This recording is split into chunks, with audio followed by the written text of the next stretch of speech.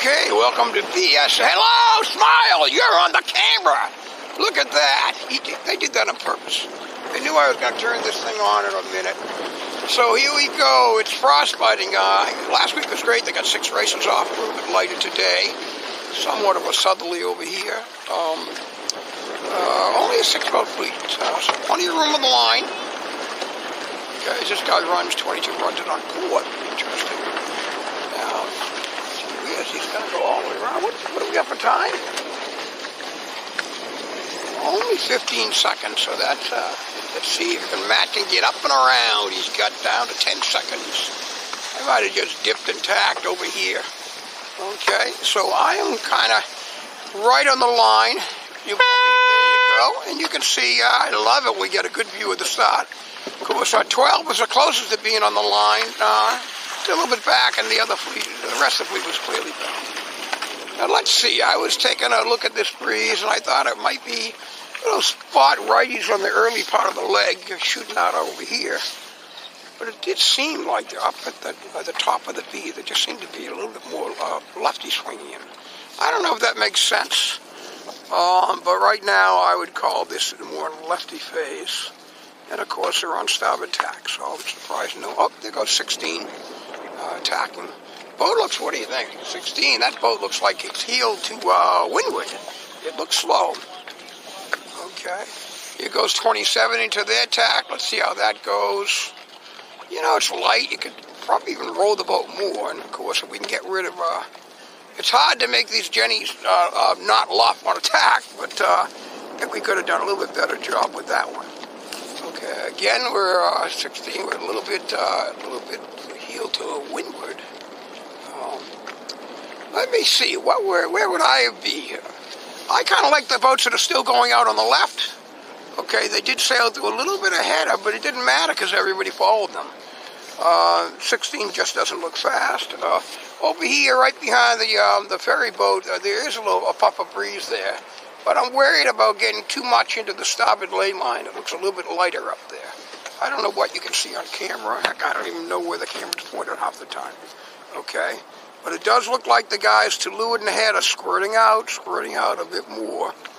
You know, you just can't squeeze it. 12 looks like they're trying to squeeze up a bit. Cannot pinch the boat. You know, can't stop the truck. Too much trouble getting going again.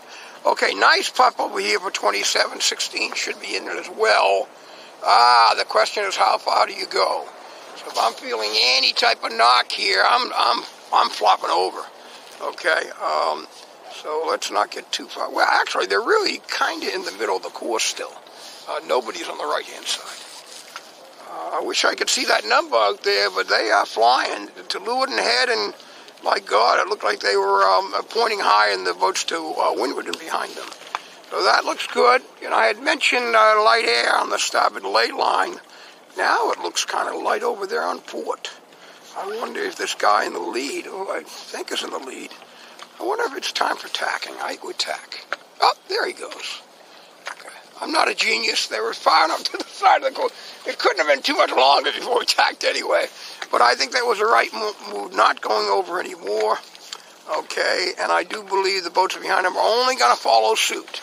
Okay, think about that. If you tack, are they really going to duck your transom, get further over to the corner and tack, or are they going to follow you? Well, we're about to find out. Okay, and, oh, he keeps going. Okay, we'll see how that goes. All right, so as far as there are 2 boats on the right, a little bit of puff there. You can see that just, well, I started behind to begin with, and they haven't gained. So it does look stronger on that left-hand side. I'm not shocked with that. Okay. Is it enough to be moving the marks to the left? I don't think so yet. I think the buoys seem to be in an okay place. Okay. You just got to watch out for those lulls. You know, sail to the dark water, try to stay in it. Okay, that's enough yapping for my first crack at it. All right, I'm late with the first 2 boats that are rounding these gates, so we did not get to see a decent dousing and rounding from the first place boat, 11. 12, well, they're a little bit slower at it. You know, get that sucker down in the hole, get it in the hole, and while you're doing that, don't let the jib luff. That's slow. So I guess it doesn't matter if you're just going to finish second, you know. Because, anyway, he did split from the first place boat. He is looking better. I would call starboard a little bit down and port a little bit lifted. I'd have boat 12 a little bit flatter, though. Earlier I was talking about boats not heel too much to windward. Now that's too much to leeward for the 12 horse. I think that's Jim. Okay. So 11 did the right thing, I believe, by tacking there and just, you know, keeping 12 in their back pocket here. Okay, 12 looking for a knock. Well, they didn't really get a knock, but it is good breeze there. So no doubt about it, 12's in better breeze and is clearly making up for a lousy rounding. Okay. At this point here, what do you think? I think 12 is doing so well. Oh, what do you know? Okay, so he read my mind again. If 12's looking that good with a starboard angle, I'm not staying on port and dealing with that. I want to sail a parallel course, synchronized sailing. So good job for 11 to tack. Hopefully it's still in the lane of breeze. It's, I know, just to leeward of it, you can see the light air there. But I think Jim has made it over the top there. Okay. You know, if this wasn't a gate, it was a single buoy. Yeah, 11 wouldn't have any trouble. 12 would have rounded right behind him, but it would have been a little match race going on here. But first place boat went to the right gate as they looked downwind. Second place went to the other gate. And right after they rounded, little righty came in. In fact, this is the strongest righty. Now I've only been out here for a half hour, but that's the strongest righty we've seen. Don't pinch, 11. Don't pinch it. Okay. And it's already over the top, so not much you can do there. All right, how are we doing for the rest of the boats? Okay, maybe a little bit flatter for the 22 horse. Okay. And 16, okay, well, I'm just wary about going, like, that's a knock to me. I know maybe it's a velocity header and not really a directional one, but I'm nervous getting in there too deep, and I know we just saw Jim Pettipaw do well over there, but that was then, and this is now, and so I wonder that the boat that tacked early, sooner, 22, won't oh, terrible with the jib. Come on, baby, get that jib going. I wonder if they're going to actually be scooting out to leeward and ahead, and we'll come back to the mark and they will tack ahead. So we'll see. Okay, we'll see. All right, there are a few boats have rounded coming down. This was a twice around, W2, twice around. That is, bobbing in the water is a seal. I probably can't see it through the camera, but it's right there, directly to windward of me. All right, so that race. First beat, clearly it worked on the left-hand side, and the second beat was the opposite. I love that. So you had a dark patch of water as Jim Pettipaw was rounding there, and he just got into that, didn't wait too long to tack. The guy in first did nothing wrong. I mean, you could just go around the gate and tack. Okay, that's probably the easiest, safest way to make sure you're covering the guy in second. But he didn't look, he rounded, his angle didn't look bad. You look over his shoulder, didn't see the dark water. It just wasn't really there yet. So by the time, and he did, as I mentioned, he did take the hitch over to port, try to keep a loose cover on that guy, but the righty just came in strong, and it hasn't really been back since.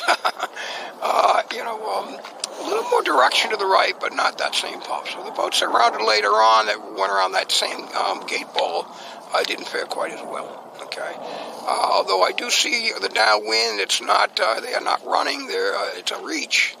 And so it makes us wonder whether the weather marks will have to go right for this next race. We'll see. Okay.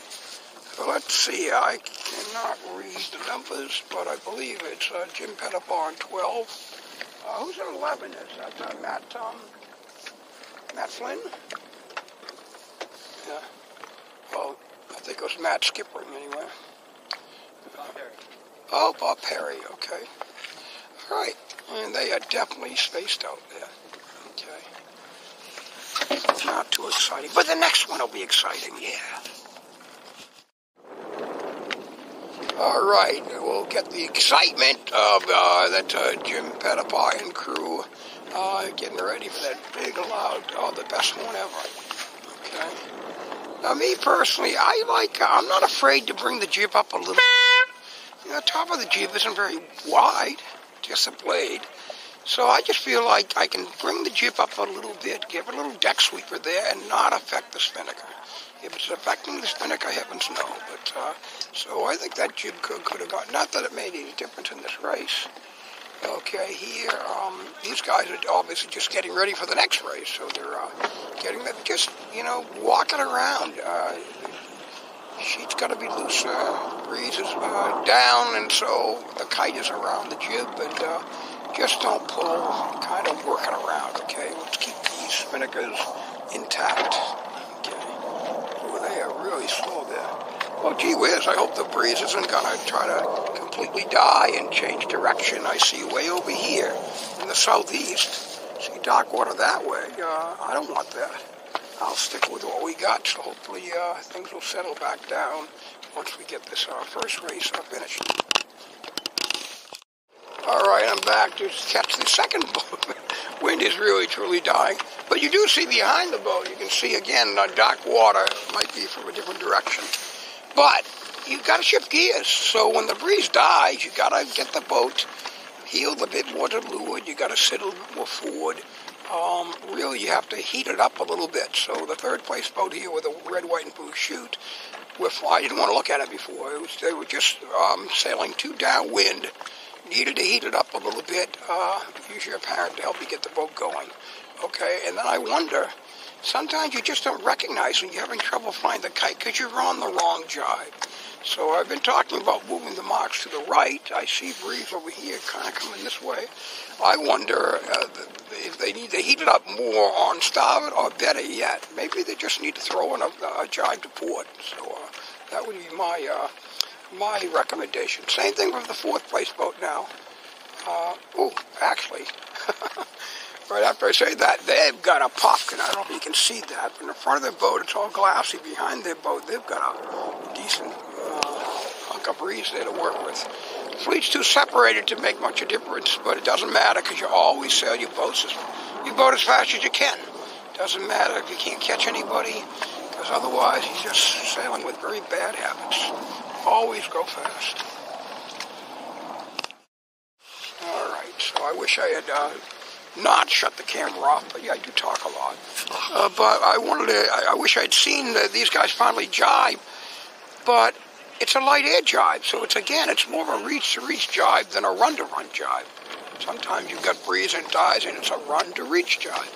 But the point is, they brought the spinnaker around too far, and tried to sail a little bit too low on that jibe. They just heated up a little bit more, the kite would have filled sooner, and then when it's filled, if you need to drop down, you can do it then. So, but they look good now.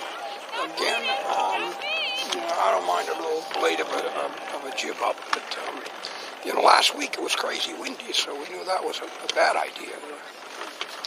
Okay, well, what do you know? Just in time for the next race, the breeze is coming back.